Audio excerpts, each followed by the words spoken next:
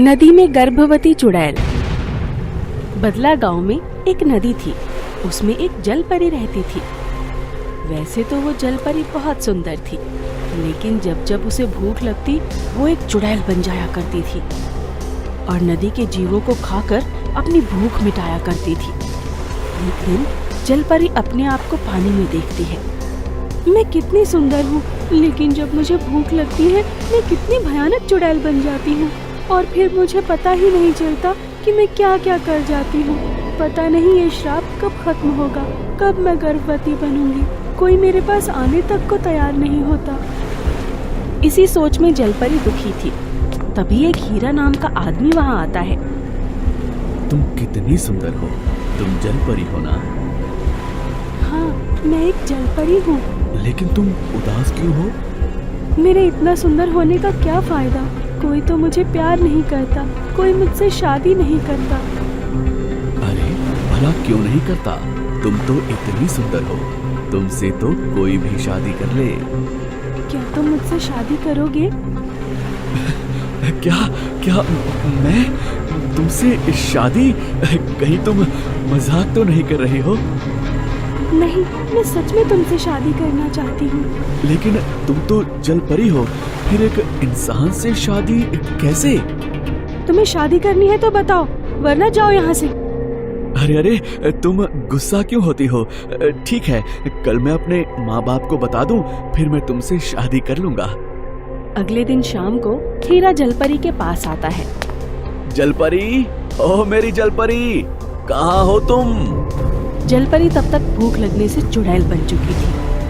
आ गए तुम, अब हम शादी करेंगे। तुम कौन हो? मैंने तो जलपरी को बुलाया था। मैं ही जलपरी हूँ, लेकिन भूख लगने पर मैं चुड़ैल बन जाती हूँ। हीरा भागने लगता है। अरे भागो रे, जान बचाओ इस भयानक चुड़ैल से। ये भी भाग गया। अब मैं क्या करूं? पहले खा लेती हूँ, अभी भूख खत्म नहीं हुई। और चुड़ैल नदी के जीवों को खाने लगती है। तभी चुड़ैल को एक मछली दिखाई देती है, वो उसे पकड़ती है। अरे ये मछली पकड़ में क्यों नहीं आ रही? बहुत मोटी मछली है, मजा आएगा इसे खाने में, लेकिन ये पकड़ में तो आए। चुड़ैल बड़ी मेहनत के बाद उस मछली को पकड़ लेती है। इस मछली को तो मैं साबुत ही निगल जाऊंगी। और चुड़ैल उस मोटी मछली को साबुत ही निगल जाती है, लेकिन वो मछली गर्भवती थी और वो चुड़ैल के पेट में ही अपना बच्चा दे देती है। और कुछ दिनों बाद, मेरा पेट इतना मोटा क्यों होता जा रहा है और मुझे भूख भी बहुत लगी है। लगता है ज्यादा खाना खा कर मेरा पेट निकल आया है। एक दिन गांव के कुछ मछुआरे मछली पकड़ने आते हैं। इस नदी में पहले कितनी मछली होती थी, अब तो बहुत कम मछली मिलती है। हाँ, पहले तो एक बार जाल फेंकते थे और ढेर सारी मछली जाल में फंस जाती थी। लेकिन आज कुछ भी हो जाए, मुझे ज्यादा मछली चाहिए, कुछ बेचने के लिए और कुछ घर में बनाने के लिए। दोनों को जाल फेंके हुए बहुत टाइम हो गया था, लगभग उन्हें शाम ही हो जाती है। चलो भाई घर चलते हैं, अब इस नदी में कुछ नहीं बचा। दोनों अपना जाल खींचने लगते हैं। तभी नदी में पानी का बवंडर घूमने लगता है। ये पानी गोल गोल इतना ऊंचा क्यों घूम रहा है? अरे पता नहीं भाई, ये क्या बला है? तभी उस बवंडर में से एक चुड़ैल निकलती है और नदी में से जीवों को पकड़ कर खाने लगती है। अरे ये चुड़ैल कहाँ से आ गई? और देखो कैसे नदी के सारे जीवों को निकाल कर खा रही है। हाँ भाई, देखो तो ये मछली भी गपागप खा रही है। तभी तो अब हमें इस नदी में मछलियाँ नहीं मिलती। देखते ही देखते वो चुड़ैल बहुत सारे जीवों को खा जाती है। मजा आ गया, अब जाकर पेट की भूख शांत हुई है। और फिर भूख के मिटते ही चुड़ैल जलपरी बन जाती है। ये सब गांव के मछुआरे देख रहे थे और वो ये सब देखकर डर जाते हैं और वहाँ से भाग जाते हैं। ये मेरे पेट में इतनी हलचल क्यों हो रही है? अरे ये क्या हो रहा है? ये मेरे पेट में क्या घूम रहा है? लेकिन मेरे पेट में क्या हो रहा है, मैं कैसे पता लगाऊं? जलपरी खाना खाकर सो जाती है। थोड़ी देर सोने के बाद उसकी आंख खुलती है। अरे ये पेट को क्या हो रहा है? ऐसा लग रहा है कोई उछल रहा है पेट में घुसकर। माँ, बहुत दर्द हो रहा है। क्या करूं, कहाँ जाऊं, किसको दिखाऊं? तभी वहाँ कुछ औरतें आती हैं। राधा, मेरा तो कुछ दिनों से मन खराब हो रहा है, पता नहीं क्या हुआ है, पेट में भी दर्द सा रहता है। कहीं तो पेट से तो नहीं, एक बार गांव की दाई को दिखा ले, वो हाथ लगाते ही बता देगी। बच्चा हुआ तब भी, और अगर कोई और दिक्कत हुई तो तब भी। जलपरी उनकी बातें सुनती है। क्यों ना मैं भी एक बार उस दाई को अपना पेट दिखा लूं? लेकिन मैं ऐसे गई तो वो मुझे जानवर समझकर मार देंगे। मैं वेश बदल कर जाऊंगी। हाँ, ये ठीक रहेगा। अब चल चले, नदी की सुंदरता देखने में कहीं घर के काम न रह जाएं। दोनों गांव की तरफ निकल पड़ती है। तभी जलपरी अपना वेश बदल कर उनके पीछे पीछे चल पड़ती है। बहन सुनो। क्या हुआ बहन, तुमने हमसे कुछ कहा क्या? हाँ बहन, वो मुझे दाई का पता बता दो। अच्छा, खुशखबरी है क्या? पेट देखकर तो ऐसा ही लग रहा है। अच्छा सुनो, आगे वाले मोड़ से मुड़कर जो पहला घर है वो दाई माँ का ही है। जलपरी वहाँ जाती है और दाई माँ को सब बताती है। दाई माँ उसको अच्छे से चेक करती है। बेटी, तुम तो गर्भवती हो और कुछ समय में ही तुम माँ बनने वाली हो। हाँ? अच्छा, मैं माँ बनने वाली हूँ? अच्छा, मैं चलती हूँ। अरे सुनो तो बेटी, बात तो सुन के जाओ। इसे क्या हुआ है, ये अचानक से क्यों भाग गई? मैं गर्भवती कैसे हुई? मैं गर्भवती हूँ और मुझे पता भी नहीं चला। भला ये कैसे हो सकता है? चलो, जो भी हो, मुझे क्या, माँ बनते ही मैं चुड़ैल वाले श्राप से मुक्त हो जाऊंगी।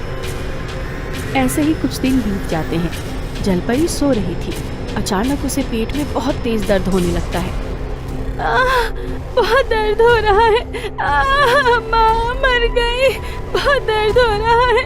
हे भगवान, मुझे बचा। हे राम जी, मेरे पेट में बहुत दर्द हो रहा है। ये तो मेरी जान ही ले लेगा। जलपरी बहुत देर से तड़प रही थी।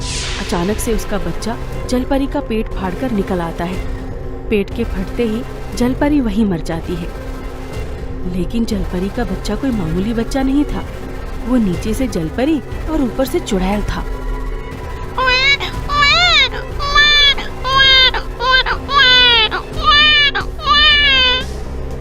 बच्चा कुछ देर रोता रहता है, लेकिन थोड़ी ही देर में उठकर खड़ा हो जाता है। भूख लगी है, सब खा जाऊंगा। भूख लगी है, सब खा जाऊंगा, सब खा जाऊंगा। इस नदी के सारे जीव खा जाऊंगा। मेरी माँ ने मुझे पेट में बहुत भूखा रखा, लेकिन अब मैं अपनी मर्जी से जितना चाहे खा सकता हूँ। और देखते ही देखते जलपरी का भयानक बच्चा नदी के सभी जीवों को खा जाता है। एक बार की बात है, किसी नदी में एक चुड़ैल जलपरी अपनी 10 साल की बेटी के साथ रहती थी। वो दोनों हंसी खुशी नदी में अपना जीवन जी रही थी। वहाँ उन्हें किसी प्रकार की कोई तकलीफ नहीं थी। लेकिन फिर एक दिन अचानक तेज बारिश शुरू हो जाती है। देखते ही देखते नदी में तेज तूफान आ जाता है। इस वजह से चुड़ैल जलपरी का घर पूरी तरह टूटकर तहस नहस हो जाता है। तभी दोनों माँ बेटी के ऊपर बिजली गिर जाती है और वो दोनों बेहोश होकर नदी के तेज बहाव में बहने लगती हैं। देखते ही देखते दोनों दूर समंदर में जा पहुंचती हैं। दोनों को जब होश आता है तो अपने आप को समंदर में देख दोनों हैरान हो जाती हैं। तभी समंदर में रहने वाली कुछ जलपरियां उनके पास आ जाती हैं। अरे, ये दोनों तो चुड़ैल जलपरी हैं। आखिर ये हमारे समंदर में कहाँ से आ गई? क्यों रे, तुम दोनों यहाँ क्या करने आई हो? चलो इसी वक्त यहाँ से निकल जाओ। हमारे समंदर में तुम चुड़ैल जलपरियों के लिए कोई जगह नहीं है। नहीं बहन, हमें यहाँ से मत निकालो। दरअसल नदी में आई बाढ़ की वजह से हम दोनों यहाँ समंदर में आ गए। हमारे पास रहने के लिए कोई जगह नहीं है। मेहरबानी करके हमें समंदर में रहने दीजिए। मैंने सुना है तुम चुड़ैल जलपरियां हम जैसी अच्छी जलपरियों को मारकर खा जाती हो। अगर हमने तुम्हें समंदर में रखा तो एक दिन तुम दोनों माँ बेटी मिलकर हम सभी को खा जाओगी। नहीं नहीं, आपको कोई गलतफहमी हुई है। सभी चुड़ैल जलपरियां एक जैसी नहीं होती। हम दोनों तो सिर्फ मछलियां खाती हैं। हमारे रहने से आप जलपरियों को कोई नुकसान नहीं होगा। हाँ हाँ, मेरी माँ बिल्कुल ठीक कह रही है। हम दोनों यहाँ बिना किसी को तकलीफ पहुँचाए शांति से रहेंगे।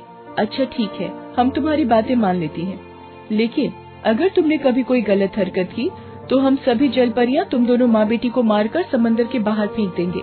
फिर सभी जलपरियां वहाँ से चली जाती हैं। उसके बाद दोनों माँ बेटी समुद्र के तल में मौजूद एक गुफा के अंदर रहने लगती हैं। इस तरह कुछ दिन बीत जाते हैं। फिर एक दिन नीलम समुद्र की सैर कर रही थी। तभी नाव में घूम रही रूबी नाम की एक औरत उसे देख लेती है। रूबी अपने पति के साथ मिलकर एक सर्कस चलाती थी। साथ ही उसका पति जाना माना तांत्रिक था। चुड़ैल जलपरी की बेटी को देखते ही रूबी खुश हो जाती है। अरे वाह, ये तो एक चुड़ैल जलपरी है। अगर मैं इसे पकड़कर अपने सर्कस में ले जाऊं तो इसका खेल देखने के लिए लोग मुझे मुंह मांगी कीमत देंगे और इस तरह कुछ ही समय में मैं बहुत अमीर बन जाऊंगी। मैं अभी घर जाकर अपने पति को सारी बात बताती हूँ। उसके बाद घर जाकर रूबी अपने तांत्रिक पति को चुड़ैल जलपरी की बेटी के बारे में बताने लगती है। सुनिए जी, अभी अभी मैं समंदर में एक चुड़ैल जलपरी को देखकर आ रही हूँ। अगर हम उस जलपरी को पकड़कर अपने सर्कस में उसका खेल दिखाएं तो हम दोनों लाखों रुपए कमा सकते हैं। अरे वाह, ये तो बहुत ही फायदे की बात है। अब हमें देर नहीं करनी चाहिए। चलो जल्दी से उस चुड़ैल जलपरी को पकड़कर अपने घर ले आते हैं। फिर रूबी का तांत्रिक पति अपने मंत्रों की शक्ति से वहाँ कुछ भूतिया केक प्रकट कर देता है। इस भूतिया केक के जरिए हम उस चुड़ैल जलपरी को बड़ी आसानी से पकड़ सकते हैं। फिर दोनों पति पत्नी भूतिया केक लेकर समंदर में पहुँच जाते हैं और एक एक कर सारे केक समंदर के पानी में छोड़ देते हैं। तभी केक की खुशबू से आकर्षित होकर नीलम उन केक के पास पहुँच जाती है और देखते ही देखते सभी केक खाकर खत्म कर देती है। लेकिन थोड़ी ही देर में वो बेहोश हो जाती है। ये देख रूबी और उसका पति बहुत खुश होते हैं। फिर वो दोनों नीलम को पकड़कर अपने घर ले जाते हैं। फिर होश में आने के बाद अपने आप को किसी इंसान के घर में देख नीलम दंग रह जाती है। अरे अचानक मैं यहाँ कैसे आ गई? हम तुझे यहाँ लेकर आए हैं। आज से तू हमारी गुलाम है और हमारे इशारों पर काम करेगी। अगर तूने ज्यादा नखरे किए तो तेरी सेहत के लिए ठीक नहीं होगा, समझ गई ना? नहीं नहीं, मुझे जाने दो। मुझे मेरी माँ के पास जाना है। देखो मैंने तुम्हारा क्या बिगाड़ा है, मेहरबानी करके मुझे छोड़ दो। तभी रूबी का पति नीलम के गले में एक भूतिया माला पहना देता है और अपने हाथ में पकड़ी जादुई छड़ी का लाल बटन दबाने लगता है, जिससे चुड़ैल जलपरी की बेटी को बिजली के झटके लगने लगते हैं और वो दर्द से तड़पती हुई रोने लगती है। नहीं नहीं, बस करो, मुझे बहुत तकलीफ हो रही है। माँ मुझे बचाओ। देख लिया ना हमारा कमाल। अब अगर तूने कभी हमारी बात मानने से इनकार किया तो हम तुझे इसी तरह बिजली के झटके देकर तड़पाएंगे। उसके बाद दोनों पति पत्नी नीलम को लेकर अपने सर्कस में पहुंच जाते हैं। फिर रूबी बाहर सड़क पर खड़ी होकर जोर जोर से लोगों को आवाज लगाने लगती है। आइए आइए, सिर्फ 1000 रुपए में नीली आंखों वाली चुड़ैल जलपरी का खेल देखिए। ऐसा खेल आपने अपने जीवन में कभी नहीं देखा होगा। रूबी की बात सुनकर सड़क से गुजर रहे सभी लोग हैरान हो जाते हैं। क्या कहा? नीली आंखों वाली चुड़ैल जलपरी का खेल है? ऐसी जलपरी के बारे में तो मैंने कभी नहीं सुना। क्या सच में तुम हमें नीली आंखों वाली चुड़ैल जलपरी का खेल दिखाने वाली हो? देखो, ये तो बहुत ही कमाल की बात है। चलो भाइयों, जल्दी से टिकट खरीदकर अंदर चलते हैं। मैं ऐसा मौका नहीं छोड़ना चाहता।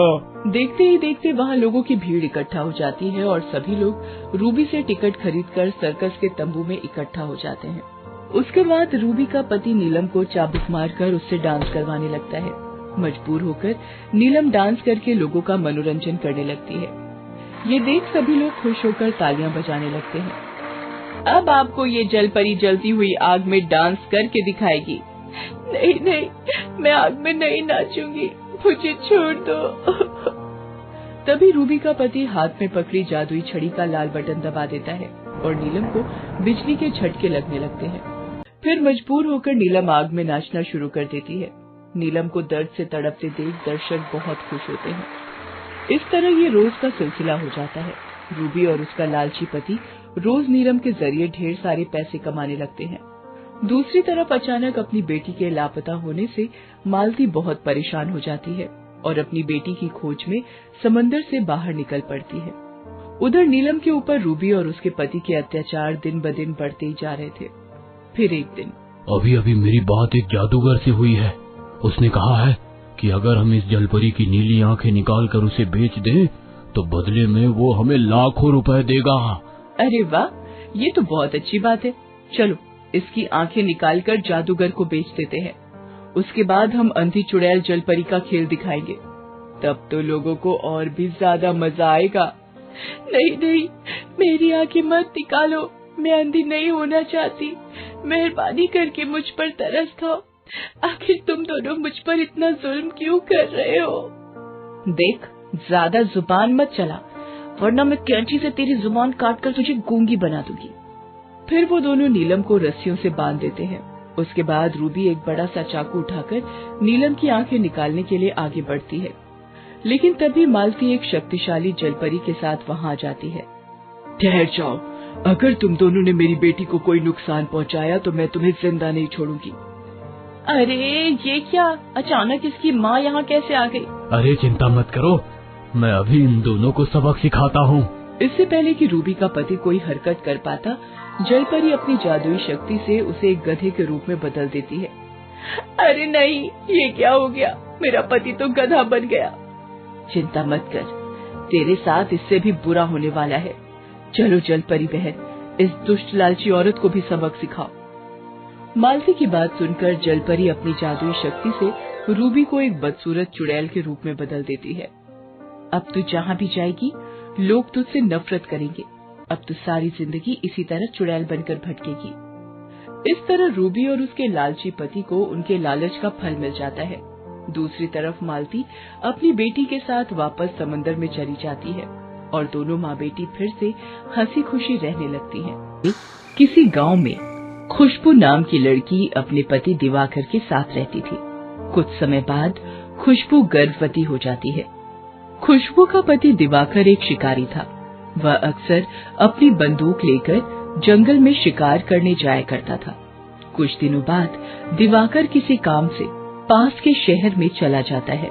फिर एक दिन खुशबू नदी में जाकर मछली पकड़ने का फैसला करती है। जाल से मछलियां पकड़कर मैं बोर हो गई हूँ।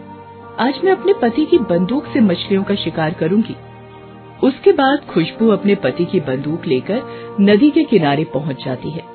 तभी उसे नदी के पानी में ढेर सारी रंग बिरंगी मछलियां तैरती हुई दिखाई देती हैं। खुशबू उन मछलियों पर गोली चलाना शुरू कर देती है, लेकिन खुशबू का निशाना चूक जाता है। इस बात से खुशबू को बहुत गुस्सा आता है और वो अंधाधुंध नदी में गोली चलाने लगती है। तभी खुशबू की एक गोली उस नदी में रहने वाली जलपरी को लग जाती है और वो घायल होकर पानी की सतह पर आकर तड़पने लगती है। जलपरी को घायल देख खुशबू घबरा जाती है। अरे नहीं, ये मैंने क्या कर दिया? मेरी गोली तो इस बेचारी जलपरी को लग गई। खुशबू देखती है कि वो जलपरी उस समय गर्भवती थी। भगवान, मुझसे बहुत बड़ा पाप हो गया, अब मैं क्या करूं? तभी वो जलपरी तड़पती हुई गुस्से से खुशबू को देखते हुए कहती है, जालिम औरत, तूने मुझे गोली मारकर ठीक नहीं किया। अब मेरे साथ मेरे बच्चे की भी मौत हो जाएगी, लेकिन मरने से पहले मैं तुझे श्राप देकर जा रही हूँ। थोड़ी देर में तू एक चुड़ैल जलपरी बनकर इस नदी में कैद हो जाएगी और तब तक तू अपने असली रूप में नहीं आएगी, जब तक कोई तुझे उठाकर पहाड़ी के मंदिर में न ले जाए। उस मंदिर का पवित्र जल पीने के बाद ही तू अपने असली रूप में आ पाएगी। इतना कहते ही जलपरी अपने प्राण छोड़ देती है। उसके बाद खुशबू का शरीर चुड़ैल जलपरी के रूप में बदलने लगता है। ये देख खुशबू घबरा कर रोने लगती है। अरे ये क्या हो रहा है? मेरा शरीर चुड़ैल जलपरी के रूप में बदल रहा है। अरे कोई बचाओ मुझे। देखते ही देखते खुशबू एक चुड़ैल जलपरी बनकर पानी की नदी में गिर जाती है। ये सब क्या है? अब तो मैं एक चुड़ैल जलपरी बन गई। अब मेरे पेट में पल रहे मेरे बच्चे का क्या होगा? अरे कोई मेरी मदद करो, कोई मुझे यहाँ से बाहर निकाल कर उस मंदिर में ले चलो। इस तरह खुशबू पूरी रात रोकर बिता देती है। दूसरी तरफ शहर से लौटने के बाद दिवाकर खुशबू को ढूंढने की बहुत कोशिश करता है, लेकिन लाख कोशिश करने के बाद भी उसे खुशबू का कोई सुराग नहीं मिलता। फिर एक दिन गांव की कुछ औरतें नदी में पानी भरने आती हैं। तभी अचानक खुशबू को चुड़ैल जलपरी के रूप में देख सभी औरतें घबरा जाती हैं। अरे सत्यानाश, हमारी नदी में चुड़ैल जलपरी कहाँ से आ गई है? भगवान, अब हम यहाँ पानी कैसे भरेंगे? अरे ममता, यहाँ खड़ी होकर बड़बड़ मत करो, वरना वो जलपरी चुड़ैल हम सबको पकड़कर खा जाएगी। चलो भागो यहाँ से। फिर वो सभी औरतें भागकर अपने गांव पहुँच जाती हैं। सुनो सुनो गांव वालों, नदी में डरावनी चुड़ैल जलपरी आ गई है। अगर अपनी जान प्यारी है तो कोई भी उस तरफ पानी भरने मत जाना। क्या कहा? हमारे गांव की नदी में चुड़ैल जलपरी आई है? तब तो हम सभी को मिलकर फौरन चुड़ैल जलपरी को जान से मारना होगा, वरना हम में से कोई भी नदी में पानी भरने नहीं जा पाएगा। बिना पानी के हम लोगों का गुजारा कैसे चलेगा? तुम ठीक कहते हो शंभू भाई। आखिर इस गांव में हम इतने सारे बहादुर नौजवान रहते हैं, हमारी बहादुरी किस दिन काम आएगी? सब लोग चलो उस नदी की ओर। आज वो चुड़ैल जलपरी बचनी नहीं चाहिए। फिर सभी गांव वाले पूरी तैयारी के साथ नदी के किनारे पहुंच जाते हैं। अरे कहाँ है रे चुड़ैल जलपरी? जरा बाहर निकल कर देख, हम तुझे जान से मारने आए हैं। अरे ये तुम क्या कर रहे हो राजू? अगर तुम इस तरह आवाज दोगे तो वो चुड़ैल जलपरी कभी हमारे सामने नहीं आएगी। तुम जरा शांत रहो। चलो भाइयों, नदी में जाल फेंकना शुरू करो। फिर वो सभी लोग नदी में जाल फेंकना शुरू कर देते हैं। तभी एक जाल में खुशबू फंस जाती है। अच्छा, तो ये वो चुड़ैल जलपरी है। चलो इसे बाहर निकालकर इसकी गर्दन काट देते हैं। ये सुनकर खुशबू घबरा जाती है। अरे नहीं, ये लोग तो मुझे जान से मारना चाहते हैं। अब मैं क्या करूं? अगर मैं मर गई तो मेरे साथ साथ मेरा बच्चा भी मर जाएगा। मुझे फौरन कुछ करना होगा।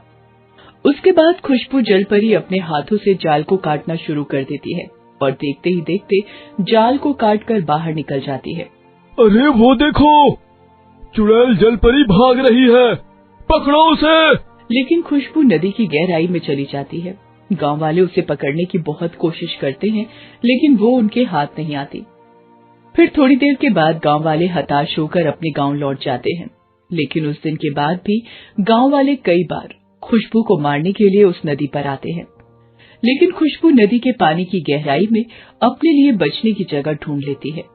इस तरह खुशबू गांव वालों से बच जाती है और देखते ही देखते कई दिन बीत जाते हैं। फिर एक दिन खुशबू अपनी ही तरह बदसूरत एक बच्ची को जन्म देती है। वो बच्ची भी खुशबू की तरह चुड़ैल जलपरी थी। अपनी बच्ची को इस हालत में देख खुशबू दुखी होकर बहुत रोती है। मेरे साथ साथ मेरी बच्ची भी चुड़ैल जलपरी बन गई। लगता है अब हम दोनों की मौत इसी नदी में लिखी है। खुशबू अपनी किस्मत को कोस रही थी कि तभी वहाँ कॉलेज की कुछ लड़कियां पिकनिक मनाने आ जाती हैं। उन लड़कियों को देख खुशबू को अपने सामने उम्मीद की एक नई किरण दिखाई देती है। खुशबू फौरन नदी के किनारे आकर लड़कियों से कहती है, सुनो, मैं भी तुम्हारी तरह इंसान हूँ। एक श्राप की वजह से मैं चुड़ैल जलपरी बन गई हूँ। मेहरबानी करके तुम सब मुझे और मेरी बेटी को उठाकर पहाड़ी के मंदिर पर ले चलो। लेकिन खुशबू की बात का उन लड़कियों पर कोई असर नहीं होता।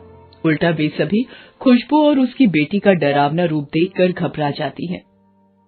अरे नहीं, इस नदी में तो एक डरावनी चुड़ैल जलपरी रहती है। ये अपनी बातों से हमें अपने पास बुलाना चाहती है ताकि हमें मारकर खा सके। मैं तो कहती हूँ यहाँ से भाग चलो, वरना लेने के देने पड़ जाएंगे। सभी लड़कियाँ अपना सामान उठाकर फौरन वहाँ से निकल जाती हैं। उसके बाद खुशबू मायूस होकर अपनी बेटी के साथ वापस नदी की गहराई में चली जाती है। इस तरह कई दिन बीत जाते हैं। फिर एक दिन अचानक कहीं से एक मगरमच्छ उस नदी में आ जाता है और खुशबू की बेटी पर हमला कर देता है। खुशबू अपनी बेटी को मगरमच्छ से बचाने की बहुत कोशिश करती है, लेकिन वो मगरमच्छ खुशबू की बेटी को अपने दांतों में जकड़कर नदी से बाहर निकल जाता है। ये देख खुशबू जोर जोर से रोने लगती है। तभी वहाँ से गुजर रही एक जादूगरनी खुशबू की आवाज सुन लेती है। खुशबू की बेटी को बचाने के लिए जादूगरनी अपनी जादुई शक्ति से वहाँ एक विशाल बंदर प्रकट कर देती है। फिर वो बंदर मगरमच्छ पर हमला करके उसके जबड़े से खुशबू की बेटी को बाहर निकाल लेता है और मगरमच्छ को उठाकर जमीन पर पटकने लगता है।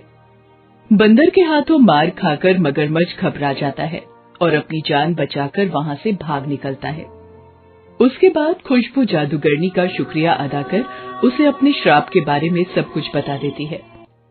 चिंता मत करो, मैं तुम्हें पहाड़ी के मंदिर पर ले चलूंगी।